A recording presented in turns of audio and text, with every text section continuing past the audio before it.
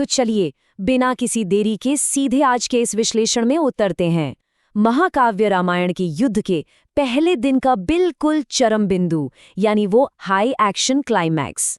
आज हम उस अविश्वसनीय क्षण को गहराई से समझने वाले हैं जब लंकापति रावण का क्रोध पूरे रणभूमि को हिला कर रख देता है, और कैसे वानर राज सुग्रीव और वीर लक्ष्मण उस अजेय शक्ति का डट कर सामना करते हैं।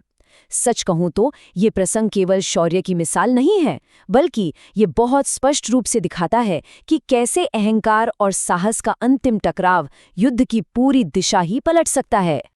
अब देखिए, इस महासंग्राम की शुरुआत से पहले रावण के शिविर में उस समय क्या माहौल था, इसे समझना बहुत जरूरी है। जरा सोचिए, एक ही दिन के भीतर लंका की विशाल सेना ने अपने 3 सबसे महान और शक्तिशाली सेनापतियों को खो दिया था। प्रहस्त, दुर्मुख और मकराक्ष। इन 3 दिग्गजों के युद्ध भूमि में गिरने की खबर ने रावण की मानसिकता को पूरी तरह से हिलाकर रख दिया। जो स्थिति अब तक केवल चिंता का कारण थी ना, वो अब एक भयानक, अनियंत्रित और बिल्कुल पागलपन भरे महाक्रोध में बदल चुकी थी। और यहीं से शुरू होता है रावण का वो महाक्रोध जिसने सचमुच विनाश की लपटें उठा दी। जरा कल्पना कीजिए उस दृश्य की। अपना मानसिक संतुलन पूरी तरह खोकर स्वर्ण मदिरा के पात्र को गुस्से से लात मारते हुए रावण ने बिना 1 सेकंड गवाए अपनी सबसे भारी तलवार उठा ली। उसका इस तरह युद्धभूमि में जाना कोई आम बात नहीं थी। 20 भुजाओं के साथ वो अपने उस भीमकाय रथ पर सवार होता है, और पता है, उसके रथ के पहियों की गड़गड़ाहट इतनी तीव्र और भयानक थी कि उससे पूरी लंका नगरी की नींव तक कांपने लगी। अब जब ये रथ रणभूमि में पहुंचता है तो जो ललकार गूंजती है वो किसी के भी रोंगटे खड़े कर दे। रावण का वो विशाल रथ युद्धभूमि के ठीक बीचों बीच आकर रुकता है। आते ही जैसे ही वो अपने धनुष की प्रत्यंचा को पूरी ताकत से खींचकर टंकार करता है, उसकी आवाज आसमान में कड़कती हुई बिजली के समान गूंज उठती है। पूरी वानर सेना दहशत में पीछे हटने लगती है। अपने प्रचंड अहंकार में वो दहाड़ते हुए पूछता है, कहाँ है वो 2 तपस्वी भाई, और कहाँ है वो सुग्रीव जो सोने की लंका जीतने चला था। वो अत्यंत भारी आवाज में खुली चुनौती देता है कि आज साक्षात काल उनके सम्मुख खड़ा है और रणभूमि से कोई भी जीवित वापस नहीं जाएगा। और उसी पल वो सैकड़ों विनाशकारी बाण एक साथ छोड़ता है, जिससे भारी हाहाकार मच जाता है। लेकिन जब पूरी वानर सेना दहशत में थी, तब एंट्री होती है किष्किंधा नरेश की, सुग्रीव का अदम्य साहस। जब बाणों की वर्षा से पूरी वानर सेना बिखर रही थी, ठीक उसी समय सुग्रीव आगे आते हैं। एक सच्चे लीडर की तरह भागती हुई सेना के कदम रोकने के लिए वे क्रोध से लाल आंखों के साथ एक अत्यंत विशाल साल के वृक्ष को ही जमीन से जड़ समेत उखाड़ लेते हैं और रावण के रथ के सामने डट के खड़े हो जाते हैं। वो निडर होकर घोषणा करते हैं कि अहंकारी रावण, तेरे इस खोखले अहंकार को मिट्टी में मिलाने के लिए प्रभु श्री राम की तो आवश्यकता ही नहीं है। आज सुग्रीव अकेला ही तेरा अंत करने के लिए काफी है। अब यहाँ ध्यान देने वाली बात यह है कि शारीरिक युद्ध से ठीक पहले एक तीखा मनोवैज्ञानिक युद्ध, यानी एक साइकोलॉजिकल गेम खेला जा रहा है। रावण तुरंत सुग्रीव के अतीत की कमजोरियों पर प्रहार करता है। वो अत्यंत व्यंग्य और घमंड के साथ हंसता है और सुग्रीव को याद दिलाता है कि कैसे वो अपने ही भाई बाली के डर से ऋष्यमूक पर्वत की गुफाओं में छिपता फिरता था। रावण पूरे दंभ के साथ दावा करता है कि सुग्रीव की मृत्यु आज उसके ही हाथों लिखी जा चुकी है। और बस इन तीखे शब्दों के साथ ही शुरू हो जाता है रथ पर वो भीषण द्वंद्व। दोनों ओर से छोड़े गए शब्दों के तीखे बाण पल भर में एक अत्यंत हिंसक शारीरिक टकराव में बदल जाते हैं। रणभूमि का तापमान एकाएक बढ़ जाता है। इस लड़ाई की गति इतनी तेज है कि पलक झपकाते ही सब बदल जाता है।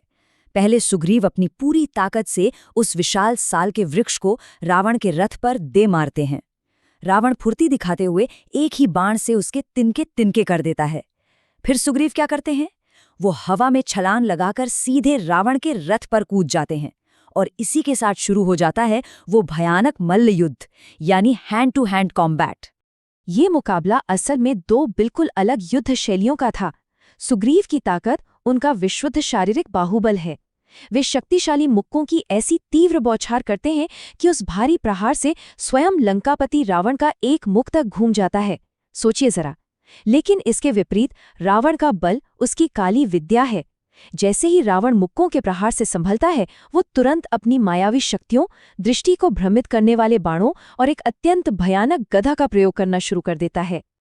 अब इस मोड़ पर आकर रणभूमि का दृश्य पूरी तरह से बदल जाता है। रावण की उस भारी गदा के भयंकर प्रहारों और लगातार मायावी बाणों को झेलते झेलते वीर सुग्रीव अब बुरी तरह से लहूलुहान हो चुके हैं।